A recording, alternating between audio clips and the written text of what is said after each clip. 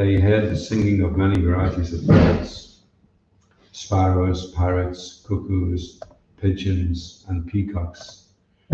Sugarcane stood high and ready for harvest. As Prabhupada walked further, the large neem trees gave way to small, thorny acacia trees, and herds of cows and buffalo grazed in the fields. For half an hour, Prabhupada continued, then returned. He retraced his route. On the roadside, he passed a man dressed in the simple white cloth of a Babaji, warming himself before a fire of twigs. Prabhupada said that the Sant Goswami Ashtakam by Srinivasacharya defines the actual qualities of a person in the renounced order. The song glorifies the 6 Goswamis who gave up their posts as government ministers and became mendicants, accepting only one cloth and thinking always of Krishna and the gopis. Vrindavan is the gift of Rupa and Sanatana Goswami, Prabhupada said. They wrote many books so poor people could take advantage and become Krishna conscious. We see many imitations of Rupa Goswami in Vrindavan today, but they should never take the dress of Rupa Goswami, especially if they cannot give up this cigarette smoking habit. It was the gift of Bhaktisiddhanta Saraswati that we should not jump and try to change our garb all of a sudden. We should try to hear the absolute truth from realized souls. Prabhupada said that especially his disciples living in Vrindavan should become Goswamis. Whether grihastas or sannyasis, they should live simply and austerely and engage 24 hours in the service of Krishna. Srila Prabhupada ki jai. Jaya Jaya Sri Caitanya Jaya Nityananda. Jaya Advaita Chandra Jaya Gaura Bhattavinda.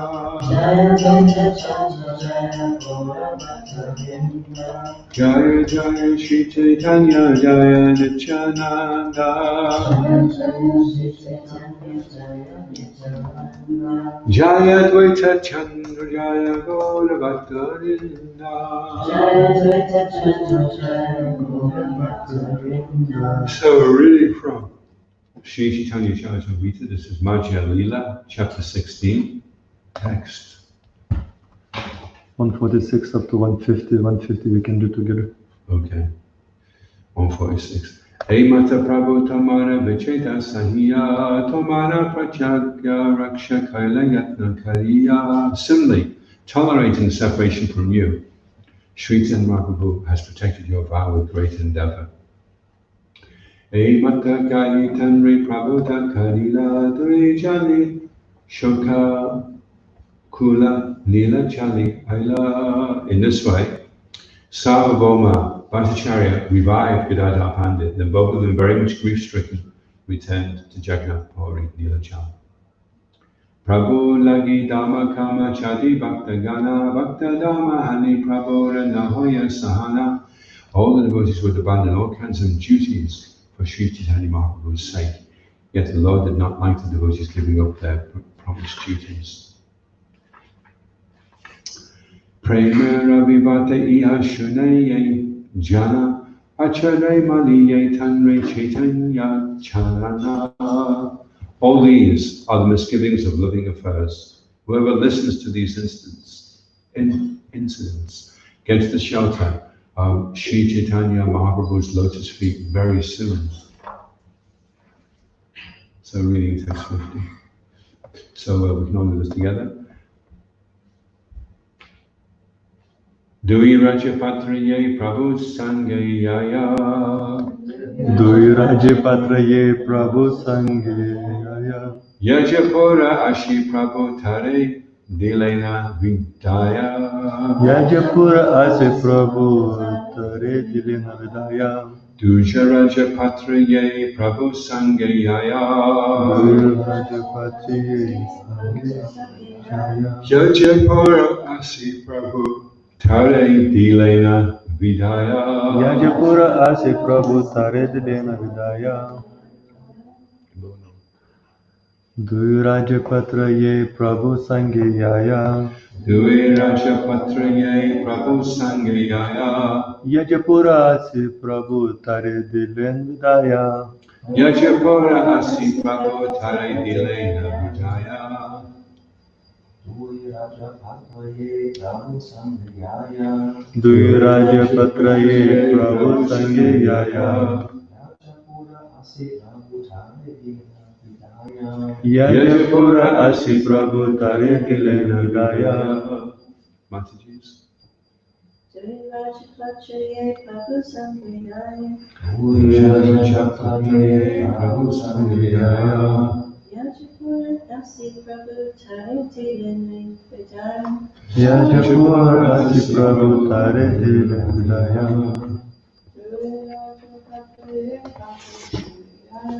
Duiraja Patraye Prabhu Sangeyaya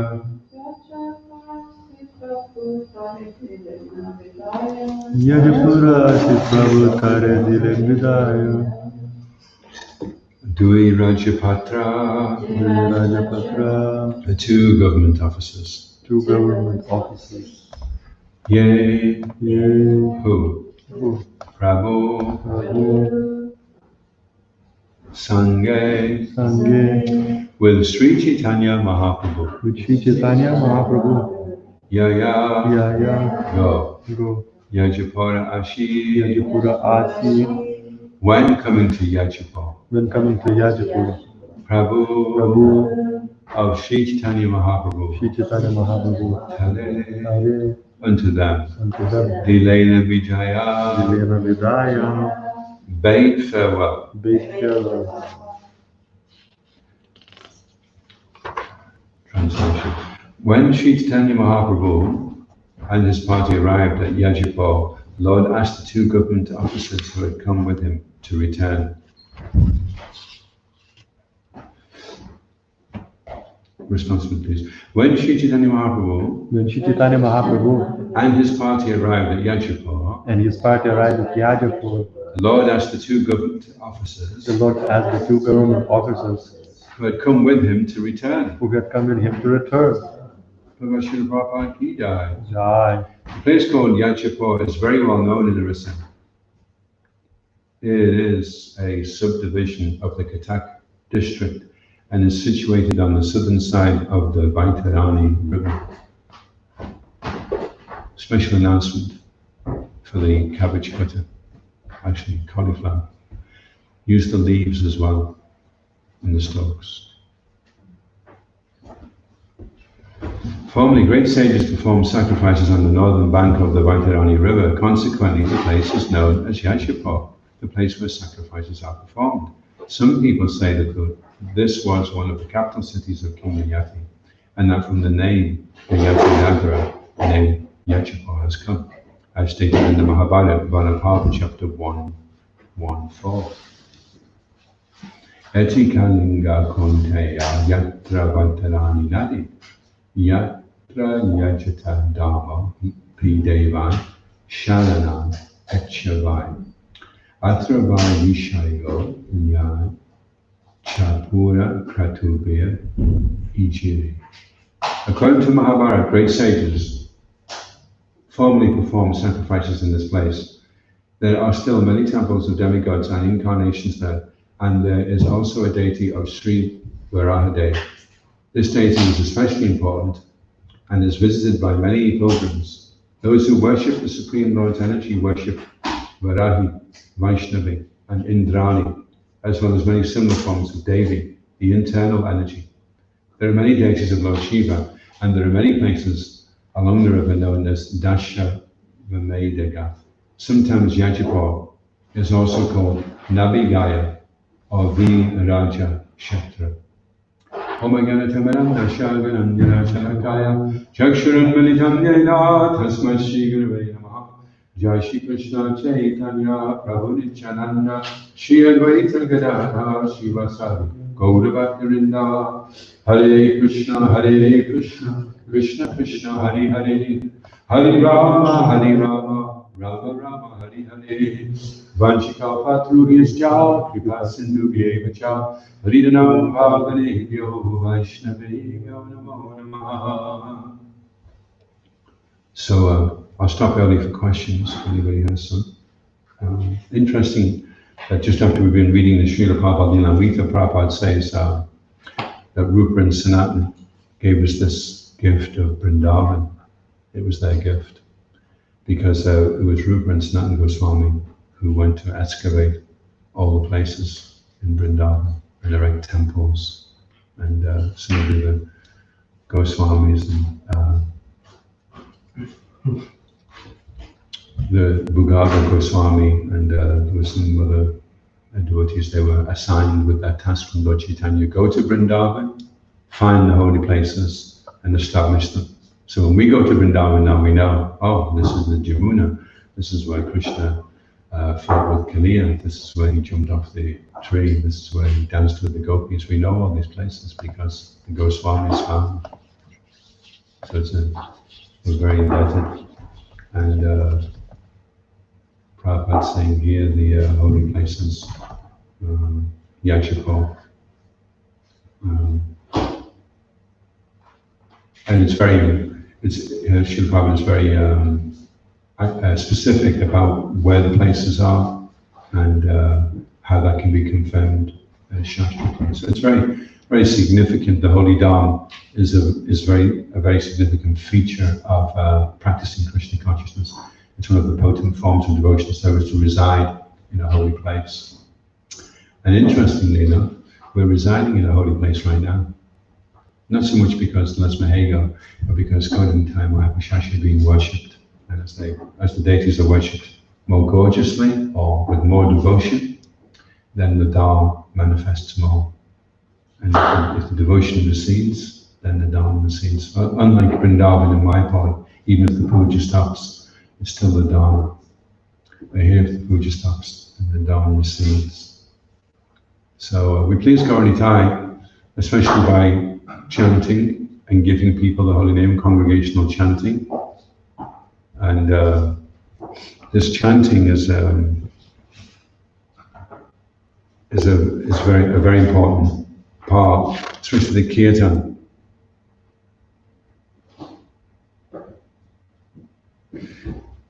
And there's a beautiful instruction by Bhaktisiddhanta Saraswati Thakur. He says,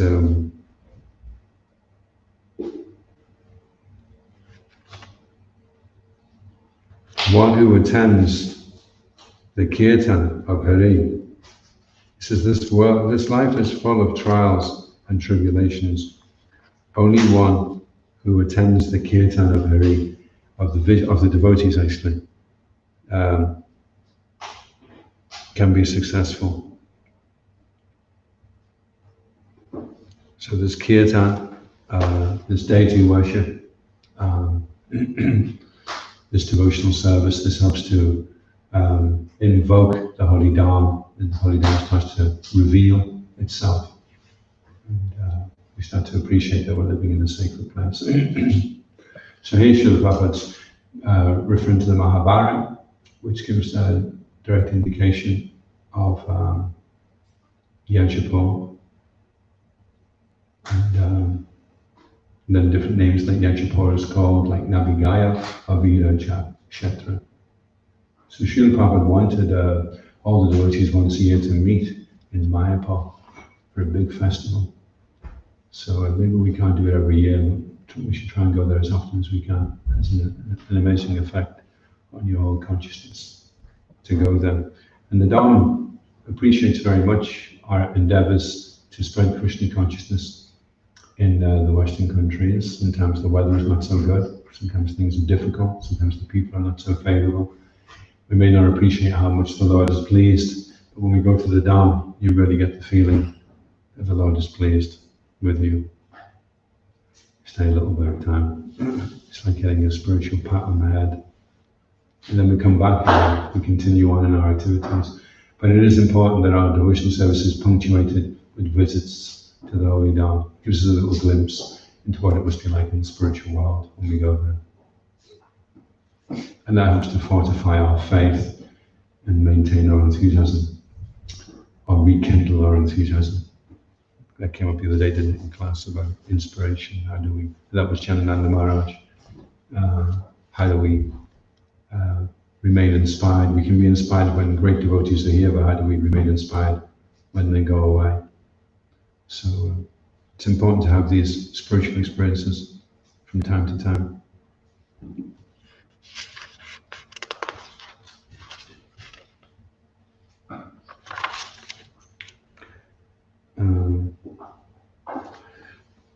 So we have our sadhana, we have our deity worship, and we have our temple. And this helps us to become more aware. And as we're chanting also, and first of all, we become aware of the Lord's name, then his form, then his qualities, and then finally his lila. So lila is a glimpse into the Dharma, because the Dharma is the place where lila takes place. Particular lilas are taking place. So when you become aware of lila, then you become a walking Dharma yourself. Mother Ganga didn't want to come down to the earth. She was assured, come down, don't worry about all the sinful people that are bathing in you. From time to time, great saintly persons will also bathe, and they will purify you of all the sins. And there's a beautiful verse like that in the Bhagavatam, isn't it? You know? What was it in the study?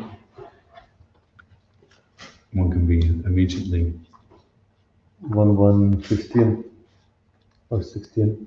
1:16. Could be 15, could be 16. Yapada Shamsya Shrita Munaya Pashamayana Sajyapananchi Prishta Swadunyapa Nisevaya. O Sutta, those great sages who have completely taken shelter of the lotus feet of the Lord can at once sanctify those who come in touch with them, whereas the waters of the Ganges can sanctify only after prolonged use. So that the amazing potency of the pure devotee who's completely taken shelter of the lotus feet of the Lord is that even if you don't hear him, even if you're just within his presence, then these amazing sounds come out from phones that have not been switched off. Even within his presence, you become immediately sanctified. Sanctification. We'd like to be sanctified. What's German for sanctified? Do you know the German for sanctified? The word sanctified, do you know the German word? What's the German word for sanctified? Your Highness. Your Highness. Die Highness. Die Highness. Yeah. Highness is holy. Die Highness. So you can be immediately Die Highness in the association of those who are completely taken shelter. Oh, I feel amazing. I feel like I've just been Die Highness. Sanctified. So being sanctified is a nice. People are looking for pleasure, but not many people. Oh, I was out last night, I had a great time. I met this sage and I felt completely sanctified. What? Yeah. Nobody's really looking, but that's actually a real pleasure to become sanctified. When you feel sanctified, then you feel purified, and you feel optimistic about what's coming after this life. You can't really be happy if you're not sure of death. You haven't got the death problem sorted out. There's really no question of being happy. You can pretend, or you can be intoxicated. You can't really be happy, because it's very kind of dodgy, the whole situation. You're not quite sure when you're going to be dropping off yourself, and you're trying to put on a brave face that things are fine. I've got a big house, everything's great, everything's hunky dory. Have you heard of hunky dory? Hunky dory. Hunky dory is I'm not quite sure where hunky dory comes from, but it means things are fine. Hunky dory. I don't know what the German equivalent for hunky dory would be. So it can't really be hunky dory if you don't know what's happening when you leave this situation. I mean, could you be happy if you were being followed by the Yamadutas everywhere you went, and people were saying, "Oh, who are your friends? Are they heavy metal fans?" And they obviously like dogs. We've got a few dogs with them as well. And you tell them, well, actually, these are Yamadutas. They're just waiting when I finally pop off. They'll be taking me somewhere else. Okay, well, let's get into the party anyway. Let's try and make things hunky-dory. So the only person who can really be happy is the person who's feeling sanctified and is feeling optimistic about what his next life will be after this one. The situation after this is going to be auspicious. If you're not sure, then you have a chance right now in the human form of life to make things auspicious. If you don't take advantage of that, then you not only waste the human form of life, you misuse the human form of life. And so then these people who seem to be supposedly very happy, very successful, they're really putting on a very false facade, because the super soul inside their hearts is telling them, you're in big trouble here, you need to do something, you need to get sanctified, you need to go to the holy places. And they don't even know there is holy places or what to do when you get to the holy places. People go for holidays. This idea of going for a break, and then they go out onto the beach somewhere or somewhere peaceful in the countryside. It's because the innate desire is to want to go somewhere and feel the purification, become absolved of the sins and the stress and difficulties that you've accrued during your mundane occupations throughout the year. And then they go to relieve themselves. And then when they come back, do you know what happens when they come back? They have a heart attack. Biggest cause of heart attacks is people coming back from holiday and people moving house. Whereas you go to the holy place, and when you come back, you feel very refreshed and very invigorated to continue on. Very important part of the whole process of Krishna consciousness is to see these holy places, get a glimpse of the eternal lila qualities, form of the Lord by going to these places. And that's why Prabhupada's very specifically mentioning them so that you know that this is the actual place. And you can experience it also, actually. If you go to Govardhan Hill, you can experience that there's something very special. You swim in the Jamuna, it's an amazing experience.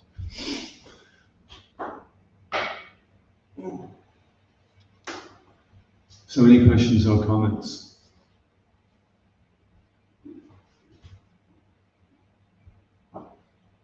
Yes, Peter. I just would like to share something. Yes, please do. Recently, I went through an English grammar book, and there was one example of a man who was suffering from high blood pressure, and he thought, oh, just go for fishing, it might be relaxing. Yeah. And he was wrong because he collapsed. It was during a weekend, and then the doctors, they advised him not to do any activities, just relax and stay at home and don't be active all the time. So this collapse was because he was working too hard for a long time and didn't take a sufficient rest. And I would like to ask you, is it good to go to holy places any times? Or is it better sometimes to stay away from everything and just relax at home and take care for yourself and be good to yourself? So, especially when someone is suffering from high blood pressure. Well, probably the best thing to do is to, if you're going to collapse in a holy place.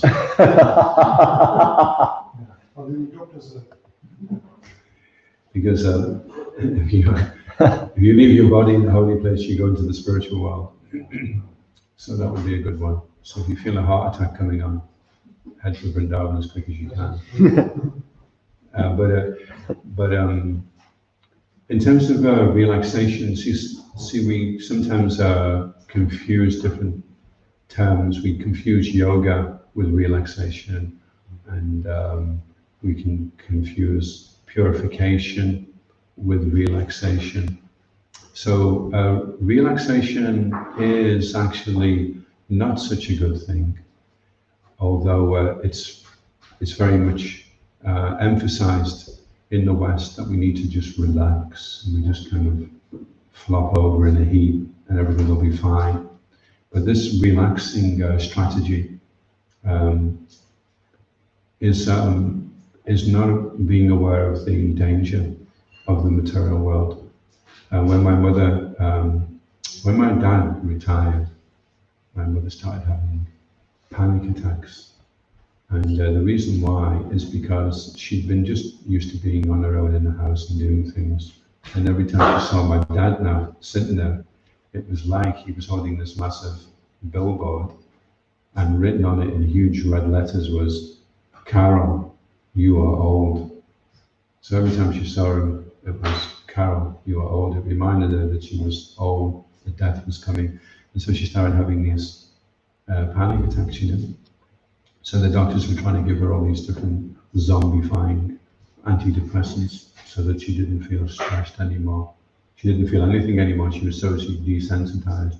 She was just, so she stopped taking them after a while. But I was saying to her, well, maybe these panic attacks are good.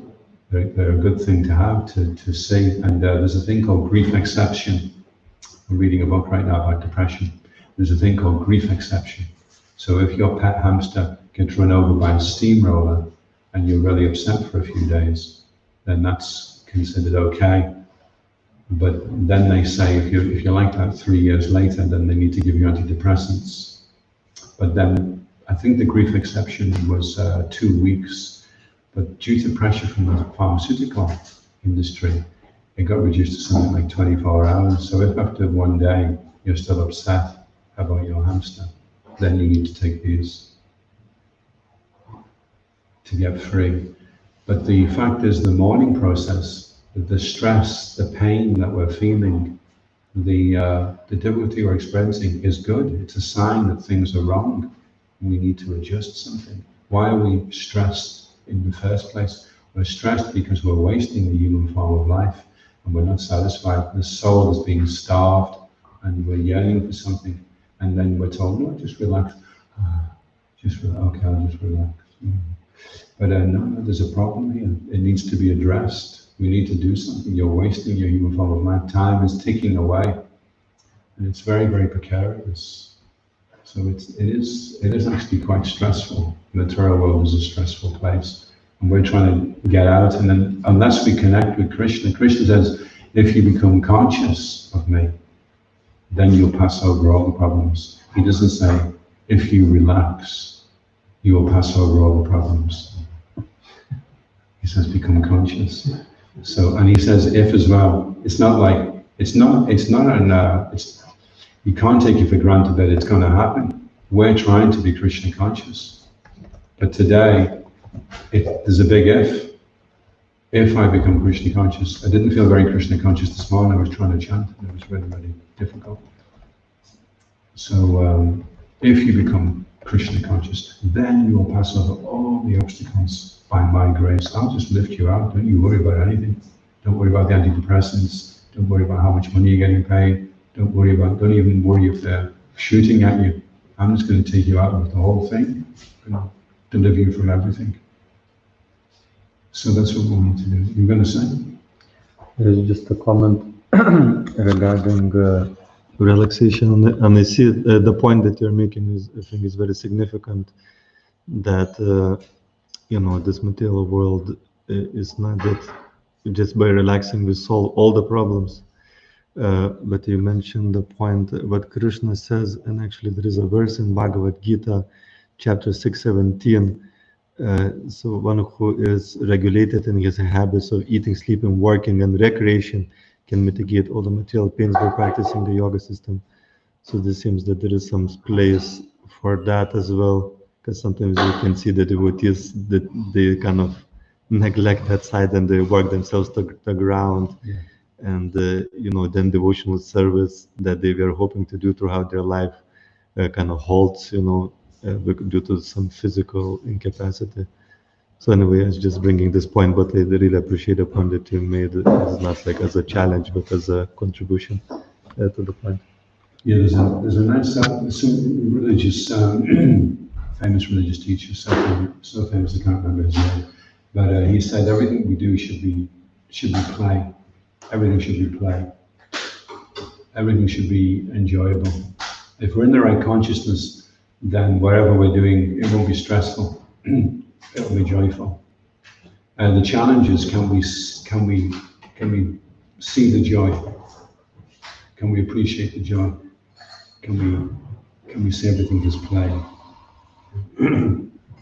Krishna's looking at us and we're like all disturbed and upset, and he's smiling at Arjuna.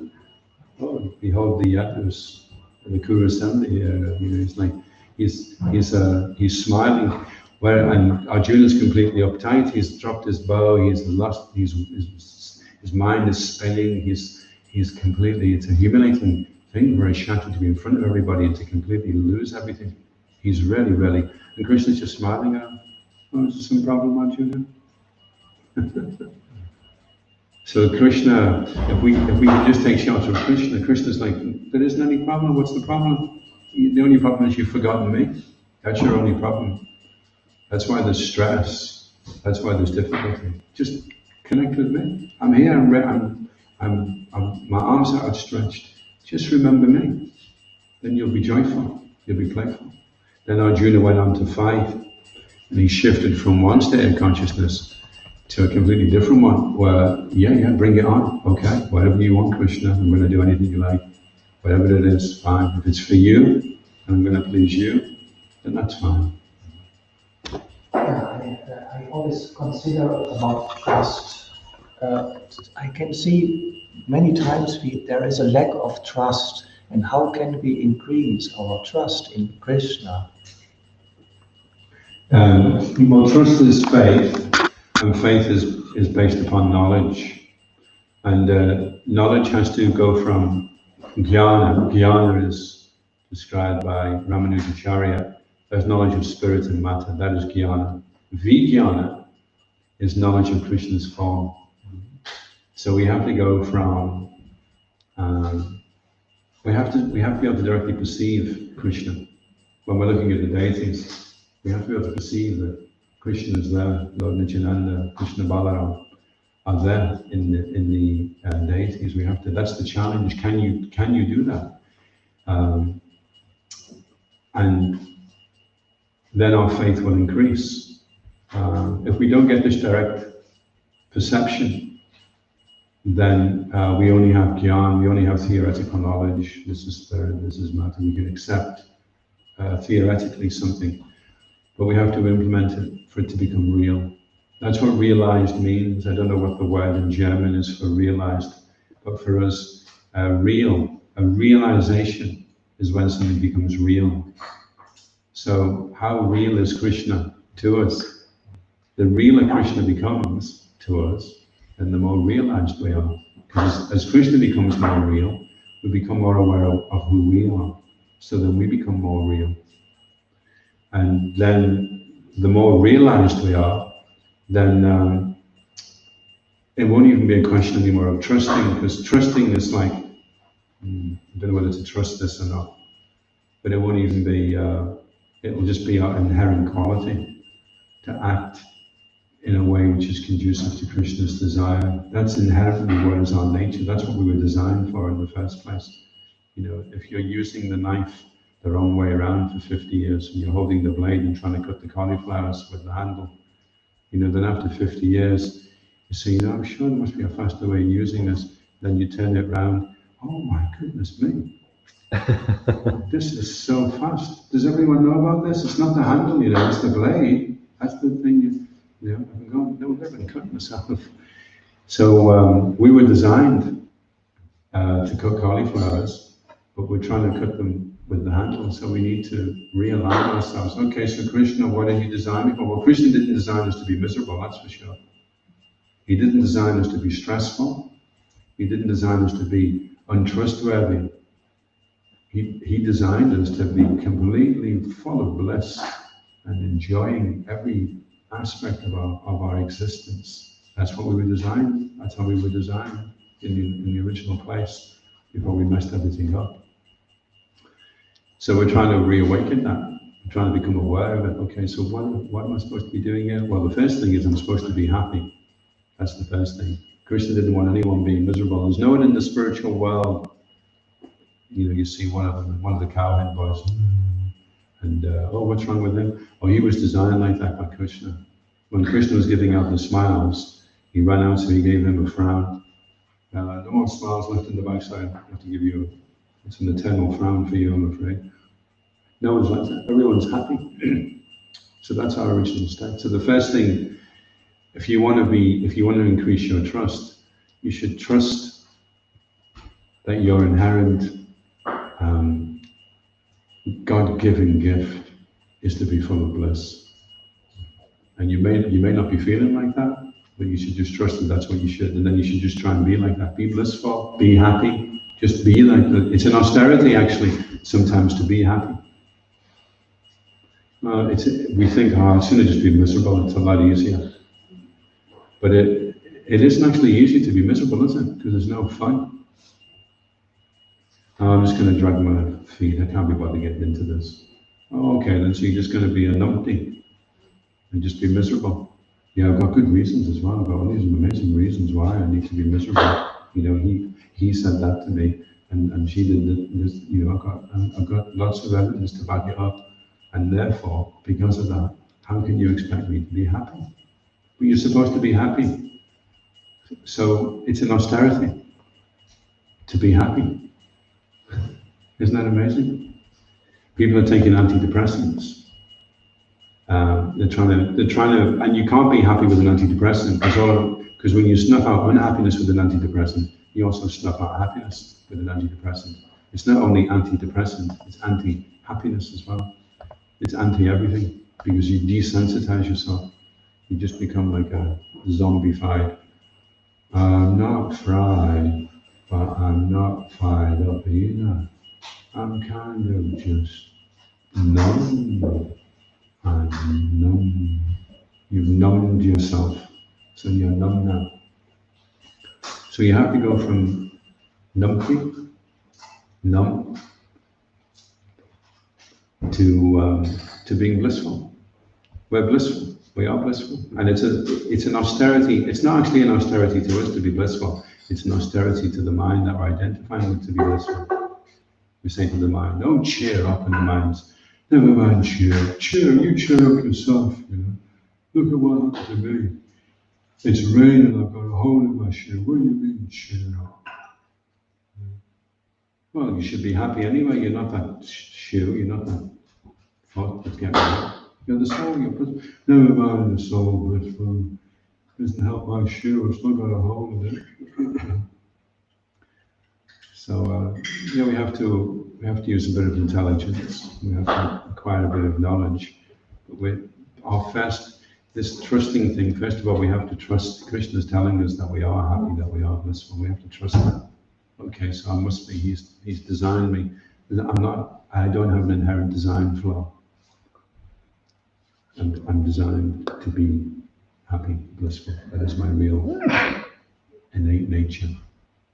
And these are the states we have to just disassociate, identify with them, and just assert that quality.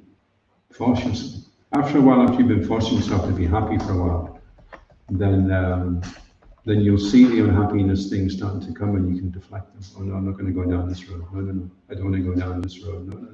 Don't want any justification. No, I just want to be happy. But you've got no reason to be happy. You've not got a big car. You're not getting anything. You're not getting an extra pakora. You've got nothing to be happy about. Well, I'm just going to be happy because I'm for the sake of it now. Well, does it make sense? Yeah. Okay. Well, does it make sense? I'm going to be anyway. You can do it. We can all do it. Okay, I'm going to finish because we're going to. I think some of us are going to get in the kitchen. ISKCON Govinda ki. Jai. Shri Prabhupada ki. Jai. Shri Shri Govinda Bhagavad Shashi ki. Jai. Oh, Oh, grace Adhoksaja Krishna Prabhu ki. Jai. all of you ki. Being happy ki. Jai. Chant and be happy. Chant be happy, don't be a num numpty.